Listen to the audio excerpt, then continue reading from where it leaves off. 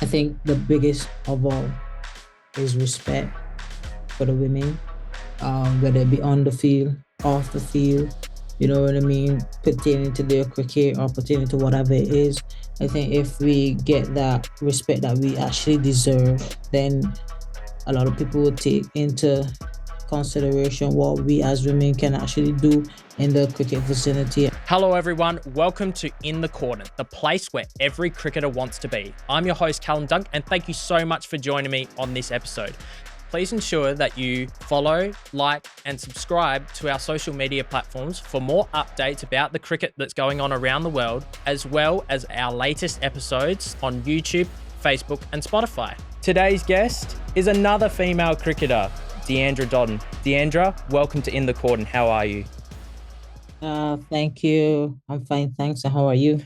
I'm doing very well, thank you. I'm very interested to learn about your career. You're currently over in the UK playing in the 100. Before we get into the interview properly, tell us a little bit about how the 100's going.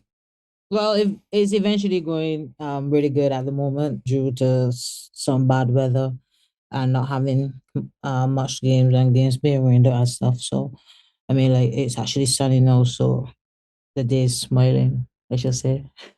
As an Australian, I'm actually very happy that it rained in Manchester. I think that saved us from a 3-2 Ashes defeat. So glad to hear that the 100 is going well when you are able to get out on the field. And it's great that the women are able to play in the 100 competition that's going on for a few years now. But Deandra, your career started extremely early. You made your debut for the West Indies as a 17-year-old. Would you be able to tell us a little bit about your journey in cricket so far, particularly when you were a bit younger, and what's it like playing cricket in the Caribbean?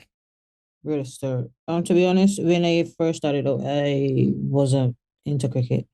I was actually into athletics, which were the field events, javelin, shot put, and discus.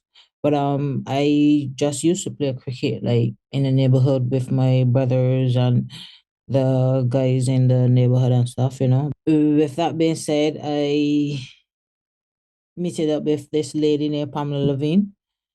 She's also a former West Indies cricketer, and she was talking to me about joining the Barbados team, and she actually had a conversation with my mom and wanted me to come to training and stuff. But at that point in time, I was a bit young, and my mom didn't want me to go. You know what I mean? But then eventually, I ended up going to the Barbados training, and then I made the squad, and that's how my cricketing career started.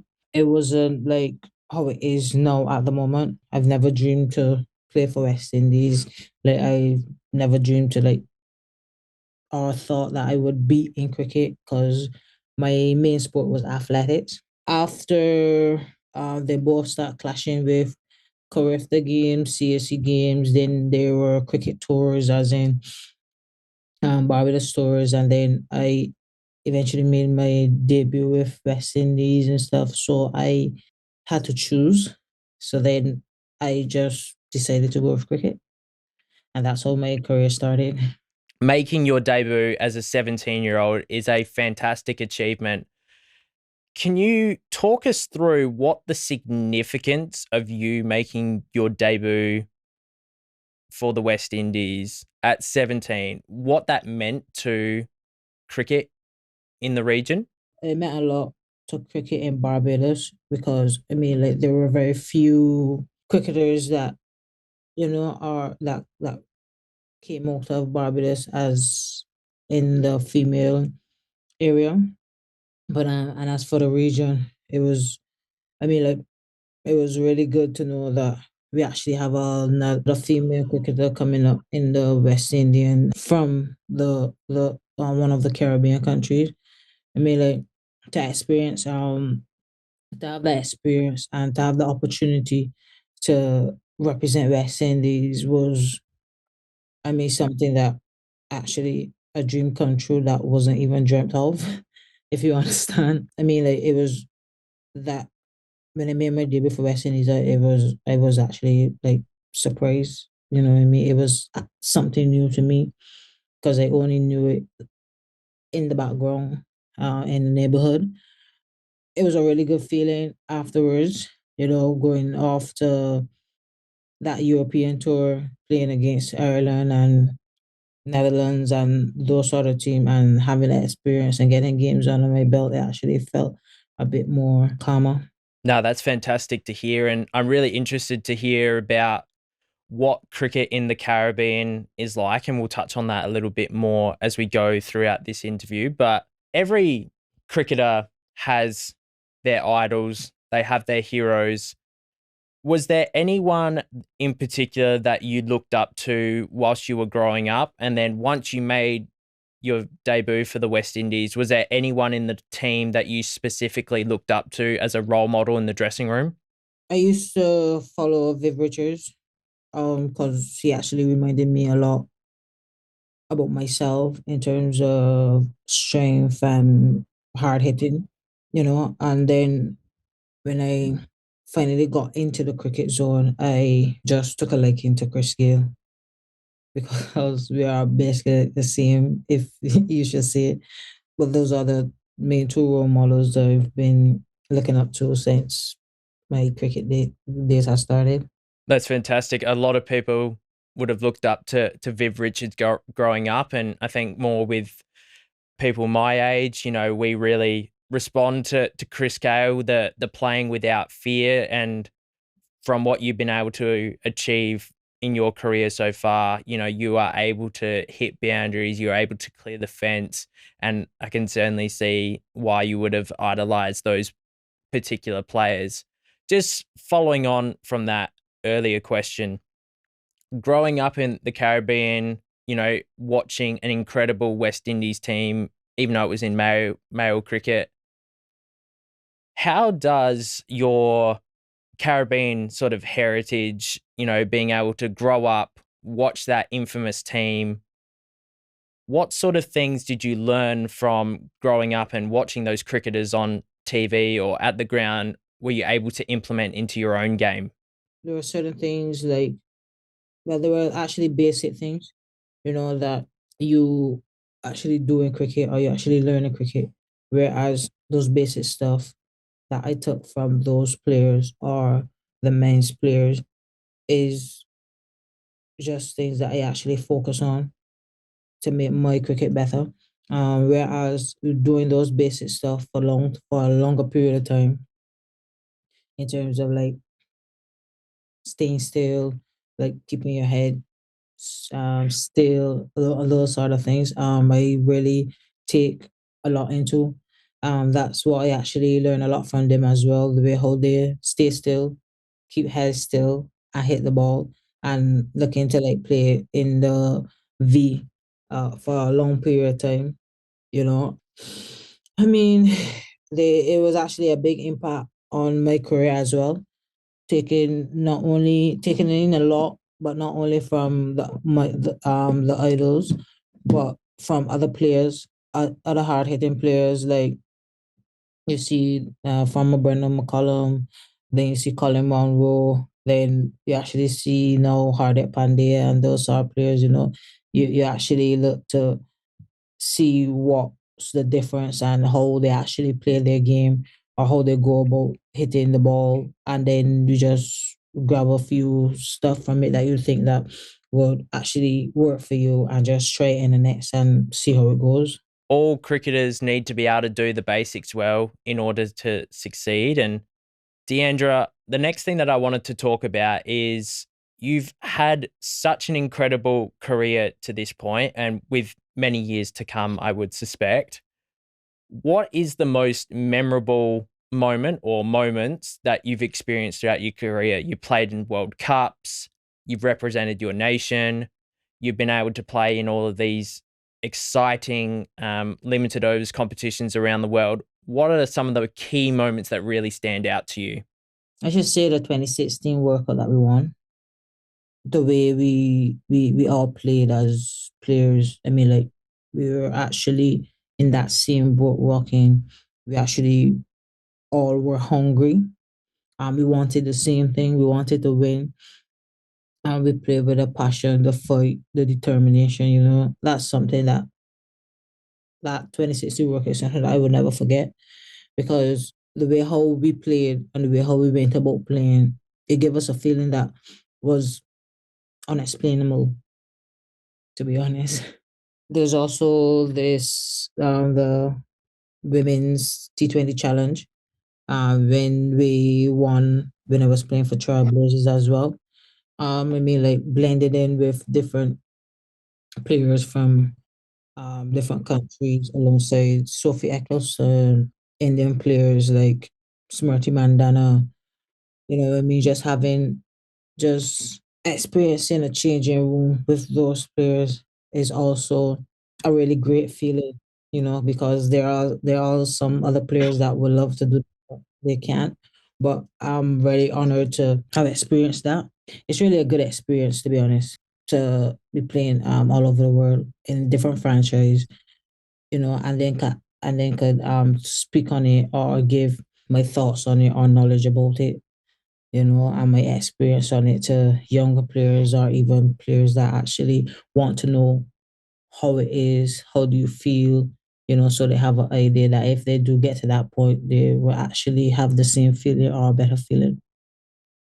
Yeah, that's amazing to hear about the 2016 T20 World Cup. I remember, watching the women's game, and then immediately afterwards, Carlos Brathwaite hitting those 4 sixes off the last over to get the double for the West Indies. So it was a great moment for West Indies cricket. And one of the competitions that you do play in, or you have played in, is the WBBL. And you've actually played for our own Adelaide Strikers. So tell us about your experience playing WBBL in Australia, and more specifically, have you enjoyed playing in Adelaide?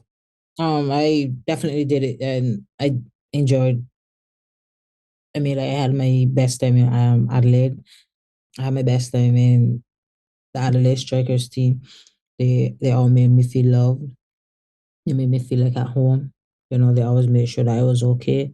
I mean, it was heartwarming, and I actually felt welcome. There were a good bunch of girls. I mean, like, they're an awesome bunch of girls. They're always cool to get along with. We laugh. We make jokes. We do a lot of crazy stuff at times.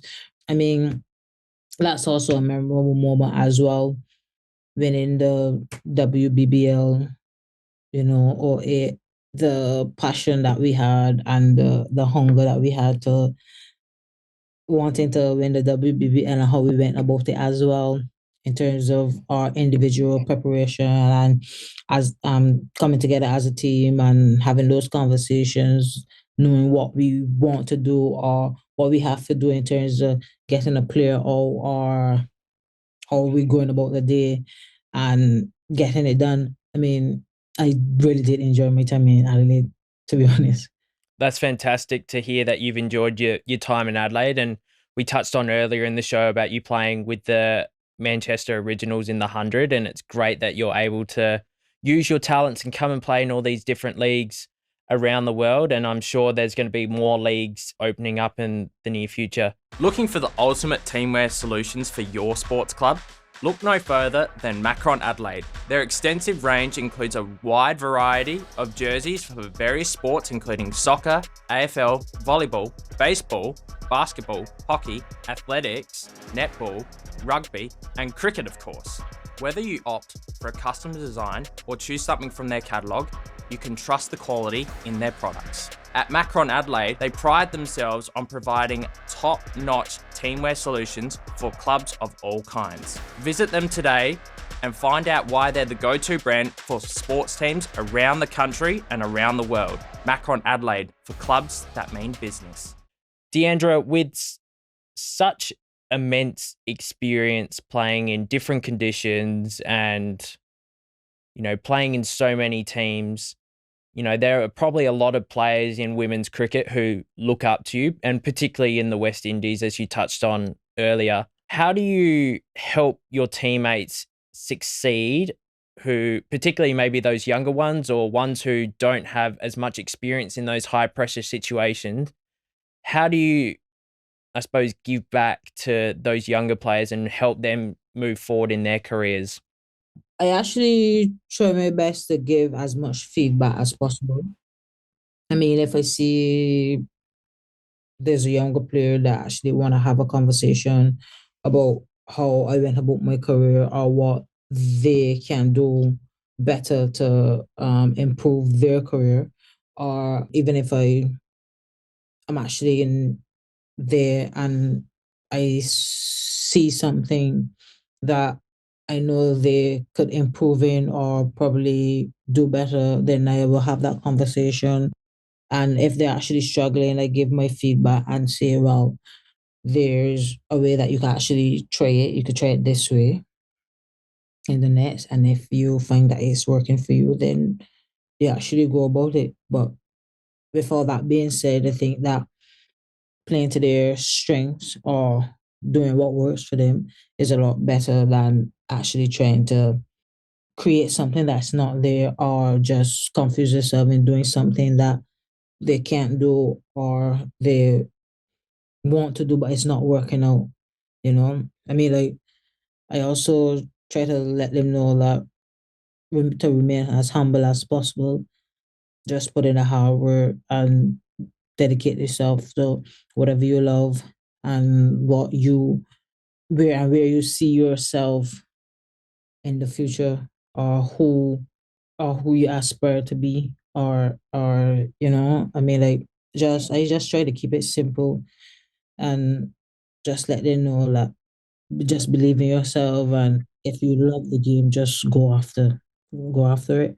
Absolutely. Cricket at times can be a really simple game, see the ball and hit the ball. But at the same time, we can get so many mental demons in our head and, we can overthink the game at times. And I feel like you've been able to do that really well in your career. You're able to play without fear really well. And you're known as a extreme power hitter. In order to be a power hitter like you are, Deandra, you need to put in that really hard work behind the scenes. And what have you done in your training and preparation that's really benefited you when you've gone out into the middle? I'll be honest, I spend a lot of time with myself. Certain players can tell you that I'm always in my room. But I mean, whatever I need to work on, I just focus on that. So if it matter be my fitness, if it matter be like core work, if it be shoulder work, if it be chest work, if it be whatever leg work, whatever I need to work on to get me to where I want to be, I actually do that. I think that what I think is probably the way how I grew up has a big impact on who I am today. Probably, everybody go through struggles and stuff, but is sometimes not what you go through, is how you actually deal with it or how you overcome it. But I tend to I tend to use pressure as a stronghold, if you do understand. I mean, like, I rather feel pressured or not, I actually work under it, but I think I actually work better under pressure. So I mean, like, I use those things as motivation in order to get over the hurdle. So I think that's what separates me from a couple of players, or what I mean. I mean, like, we all are different and we all use different things to get us over the line. But I mean, like, I don't know. Some people might say that I'm weird or whatever, but I think that that's been my coin through my career. It's fascinating to hear your perspective on that. And I know that when I've played and had to be in a run chase, I'd always get the numbers and the run rates sort of get to me too much. And some people can really cope with that pressure in those situations, whereas other people tend to struggle. And I was one of the strugglers. So I don't know how you do it. It's incredible, but something that I assure that some players would love to learn from you. women's cricket, Deandra, is continuing to grow. As we talked about, these new leagues are being formed. We've just had the Ashes at the moment. You know, where do you see women's cricket going, and what things would you like to see become, I suppose, the norms in maybe the next 15 to 20 years for the next generation of players who are coming through? To be honest, I think women's cricket right now is headed in the right direction. They're actually paying more attention in terms of giving the ladies more games, more series going on, and it's also good that you are seeing Ireland playing against Australia, where before they never used to get like series like that. So I think that's also good for them as well. Back in the days where you will normally hear people saying ladies are not supposed to be playing cricket and that sort of stuff. I mean, like when we even first started, there were there were like just couple, like, as I say, people will say that women aren't supposed to be playing cricket, or then there will be like there will be like in terms of like financially there will be not like enough money being paid to women. But I think it's actually going in the right direction, and even for the generation coming up, this where we are at present now is going to make it better for them, when we actually move out and they come up. So I think cricket is actually going in the right direction, and we have those other franchise coming in now. Then there's this new favorite that 2 years old this year. That's also really good for players, as in those associate players that would never get that probably wouldn't get the chance, or in the future would get the chance to actually play for their country and experience playing against Australia, West Indies, England, India, those sort of places. You know what I mean? But I actually think that is gonna take a little more time, but it's gonna get there. It may not be as equal as the men, but I think like getting it as close there will be very good for women's cricket in the future as well. Absolutely. And one of the points that I really wanted to touch on during this interview is, Deandra, you've been a very big advocate for attempting to close the gap in terms of the player wages between male players and the female players. Do you have any thoughts or suggestions about what is the best way to try and close that gap and to make it as equal and as fair as humanly possible? I think what will make that gap close is giving us women the respect that we deserve. You are not gonna get as much fast bowlers in women as you would see in the men. So the I mean, like, there are people that trying to compare like women and men. We're actually different. Our cycle is probably shorter in cricket than with the men's. You know what I mean? I mean, like the men might have a more longer career than women in so many different ways, or so many different reasons that it would be. I think the biggest of all is respect for the women, whether it be on the field, off the field, you know what I mean, pertaining to their cricket or pertaining to whatever it is. I think if we get that respect that we actually deserve, then a lot of people will take into consideration what we as women can actually do in the cricket vicinity, and what who we could inspire coming up, and probably make cricket, you know what I mean, a really, really a better game as it is at the moment, and it can all be the same as the men. Absolutely, Deandra, and certainly hope that the gap does continue to close. And, ideally, we'd love all female cricketers to be proper full time athletes, providing 100% attention to the game that they love and the game that they want to play. You've inspired so many people throughout your career. and you'll continue to inspire people. If a fan came up to you and wanted some advice about playing cricket going forward, what would you tell them and why? Well, I think it all depends on what they ask. But for instance, if a fan came up to me wanting to know how I go about my cricket, or because sometimes when you meet fans, they're like, I want to be like Sarah Taylor growing up. I want to be like Megan Shoot growing up. I want to be like Deandra Dottin growing up. You know what I mean? But then it's like my best advice to them is like, yeah, I understand you want to be me when you're growing up, but I rather you be the best version of yourself when you grow up. I mean, there are a lot of things that you can take up on my book and actually learn from. Just you just keep that determination in you. You just keep that foot in you. The love you have for the game.